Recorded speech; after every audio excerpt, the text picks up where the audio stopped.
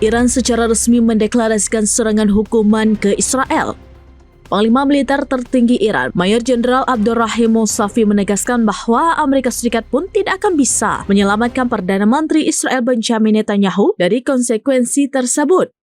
Mengutip Tasnim pada 6 Juli 2025, hal itu diutarakan oleh Mousavi dalam pernyataannya pada Jumat 4 Juli 2025. Awalnya, Mousavi menekankan bahwa eksekusi dari rencana hukuman dari Iran ke Israel sudah siap. Namun, ia menyatakan bahwa keadaan belum mengharuskan pelaksanaan hukuman penuh tersebut. Baru setelah itu, Mousavi memperingatkan bahwa jika pembalasan hukuman terjadi, maka Amerika pun tidak akan mungkin bisa menyelamatkan Netanyahu. Lebih lanjut, Mousavi menerangkan bahwa serangan hukuman Iran ini dibuat sesuai dengan arahan pemimpin revolusi Islam Ayatollah Sayyid Ali Khamenei.